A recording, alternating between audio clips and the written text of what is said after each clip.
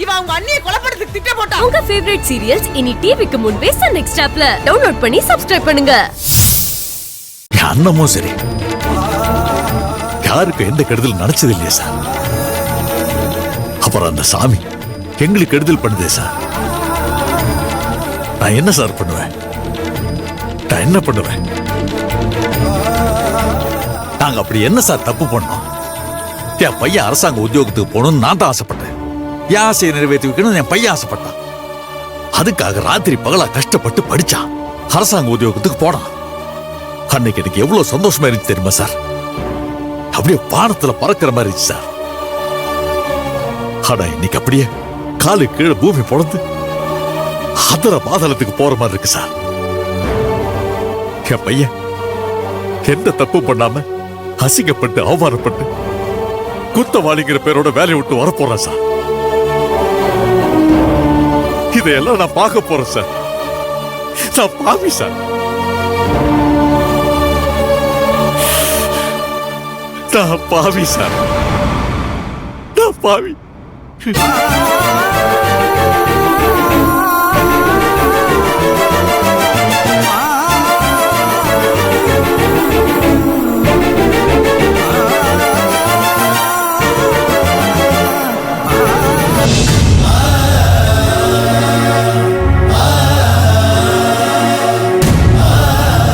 உங்க எல்லாருக்கும் இப்ப சந்தோஷமா, திருப்தியா? நீங்க எல்லாரும் நடக்கிறதெல்லாம் பார்த்து தானே இருக்கீங்க. என் மாமாவோட கண்ணீர் உங்களுக்கு நெருப்பா சுடலையா? உங்க எல்லாரும் மனசு குளுக்குள்ளுன்னு இருக்கா? சொல்லுங்க. என் மாமாவும் என் சின்னத்தானும் ஒரு எறும்புக்கு கூட துரோகம் நினைச்சது இல்லையே. அவங்களுக்கு நீங்க இவ்வளவு பெரிய துரோகம் செய்யலாமா? இந்த உலகத்துல நல்லவங்க வாழ்றது சோதனை வரப்போ தெய்வம் காப்பாத்துங்கிற ஒரே நம்பிக்கையில தானே. அந்த நம்பிக்கையையும் நீங்க பொய்யாக்கிட்டு வெறும் போட்டோவா இருக்கீங்களா? எந்த தப்பும் பண்ணாத என் சின்னத்தான உங்களால காப்பாத்த முடியாதுன்னா, மாமாவோட கண்ணீரை காப்பாத்த முடியாதுன்னா, உங்களுக்கு பூஜை எதுக்கு, பூ எதுக்கு, அர்ச்சனை ஆராதனை எதுக்கு? இதுதான் விதினா இந்த விதி உங்களால மாத்தி எழுதவே முடியாதா? இந்த அவமானத்துல இருந்து என் சின்னத்தான காப்பாத்தவே முடியாதா? நல்லவங்களுக்கு சோதனை தான் வரும், வேதனை வராதுன்னு சொல்லுவாங்களே, அத நீங்க எல்லாரும் இப்போ நிரூபிக்க கூடாதா?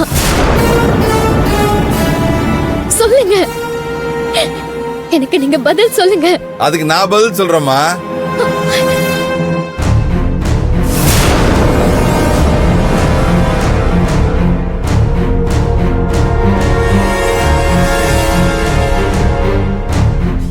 நீ எவ்வளவுதான் கதறி அழுதி வேண்டிக்கிட்டாலும் இங்க இருக்கிற எந்த சாமியும் உன் வேண்டுதலை நிறைவேற்றாது. என்னைக்குமே தப்பு பண்ணவங்க கூட தெய்வம் நிக்காதுமா. உன் யோக்கிய உத்தம புருஷன் கரப்படாத கைக்கு சொந்தக்காரன். அவன் யாருக்கிட்டையும் ஒரு பைசா கூட லஞ்சம் வாங்கலன்னு வீட்டில் இருக்கவங்க கிட்ட வேணா பொய் சொல்லலாம். ஆனா இந்த தெய்வத்துக்கிட்ட பொய் சொன்னா தர்மமா? நீ சொல்றதெல்லாம் கேட்டு சாமி என்ன சும்மா இருக்குமா என்ன? பண்றதெல்லாம் பண்ணிருவீங்க. அதுக்கப்புறம் புருஷனை காப்பாத்தணும்னு ஐயோ சாமி நீங்க தான் கூட இருக்கணும்னு சாமியை கூட்டி சேர்த்துக்கிறீங்க. உன் புருஷன் வாங்கின லஞ்ச பணத்தை வச்சு சாமி கிட்ட பேரம் பேசிட்டு இருக்கியா? அவன் வாங்கின பூரா லஞ்ச பணத்தை எடுத்துன்னு போய் கோயில் உண்டியில போட்டாலும் சரி, அவன் பண்ண பாவம் அவனை சும்மாவே விடாது. உன் புருஷன்ல சிக்குனது தான். சேதாரம் இல்லாம வெளில வரவே முடியாது. புடவகாரி அவன் தலைக்கு மேல ஒரு கத்தி தொங்கிட்டே இருக்கு. அது அவனை குத்தாம விடவே விடாது. பாரு, நீயும் புருஷனும் இல்ல தப்பிக்கவே முடியாது. இங்க இருக்கிற சாமி இல்ல, வெளில நீ எந்த கோயிலுக்கு போனாலும் எந்த சாமியும் அவனை காப்பாற்றவே முடியாது. முடிஞ்சது, அவன் ஜோலி முடிஞ்சது. நம்பிக்கை இல்லையா? வேணா போய் பாருமா, நான் சொல்றதுதான் நடக்கும். தெய்வங்களே, நல்லவங்களை மட்டும் காப்பாத்துங்க. இந்த லஞ்சம் வாங்குறவனுங்க, திருடுறவனுங்க, இவனுங்களை மட்டும் தண்டிச்சிருங்க. சாமிகிட்ட நான் வேண்டிட்டேன், நீ வேண்டது வேஸ்ட், கிளம்பு.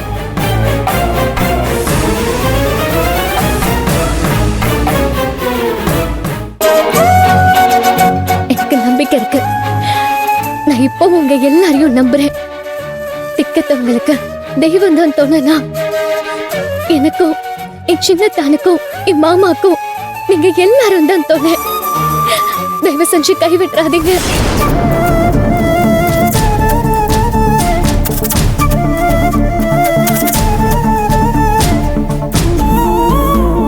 இந்த வெளிச்சத்தை எங்க வாழ்க்கைக்கும் கொடுத்துருங்க.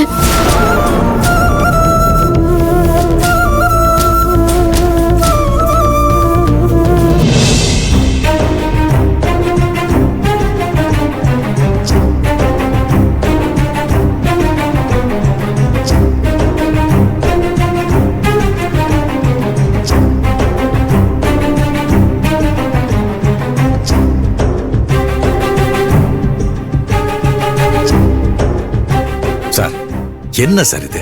எனக்கு ஒன்றும் புரியல. இங்க கார்த்திகை கோர்ட்ல ப்ரொடியூஸ் பண்றதுக்கு முன்னாடி இங்க ஒரு என்கொயரி பண்ண போறாங்க சார். மேடமும் கம்ப்ளைண்ட் கொடுத்தவங்களும் வந்துட்டாங்களா சார்? இன்னும் வரல சார். ஆன் தி வே வந்துருவாங்க சார். சரி.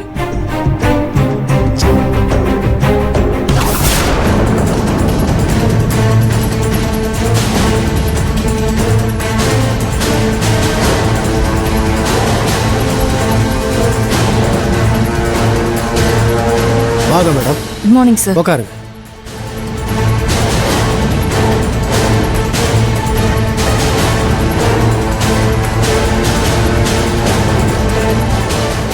இந்த கம்ப்ளைண்ட் கொடுத்த தனுஷ்கோடி வந்துட்டாரா? அவரை கொஞ்சம் கூப்பிடுங்க. Yes sir.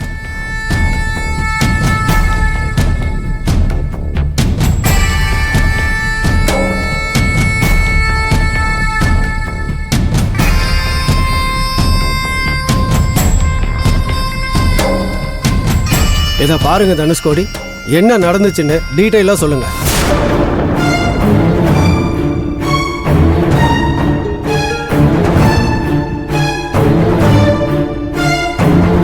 நான் ஏற்கனவே சொன்னதுதான் சார். இவர் கடவாடகை பாக்கியை கழிக்கிறதுக்காக என்கிட்ட 50,000 ரூபாய் லஞ்சமா கேட்டார் sir. Sir sir sir sir போய் சார், எல்லாமே போய் சார். ஏய், எதுக்கு போய் சொல்ற நீ?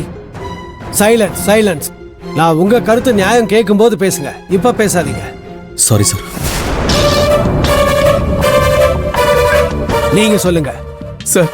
இவர் லஞ்சம் கேட்டதும் எனக்கு என்ன பண்றதுன்னே புரியல. ஏற்கனவே கடவாடகையை ஒழுங்கா கொடுக்க முடியலன்னு நானே குற்ற உணர்ச்சியில இருக்கேன். இந்த நேரத்துல இவர் லஞ்சம் கேட்டதும் மனசுக்கு ரொம்ப கஷ்டமாயிடுச்சு சார். அதனால நேரா இங்க வந்தேன் சார். அதிகாரிங்க கிட்ட விஷயத்த சொன்னேன். அவங்களும் அவங்க வச்சிருக்கிற பணத்தை என்கிட்ட கொடுத்தாங்க, என் கூட வந்தாங்க. நானும் அதை எடுத்துட்டு போய் ஆபீஸ்ல இவரை பார்த்தேன். இவரு லஞ்ச பணத்தை கொண்டு வந்தியான்னு கேட்டாரு. நானும் எடுத்து கொடுத்தேன். இவர் அதை வாங்கி பாத்துக்கிட்டு இருந்தப்பதான் அதிகாரிங்க சுத்தி வளைச்சு வந்து அவரை பிடிச்சிட்டாங்க சார். இவ்வளவுதான் சார் எனக்கு தெரியும். இல்லப்பா சார், அதுக்கப்புறம் நடந்த ஃபார்மாலிட்டி என்கொயரிஸ் எல்லாமே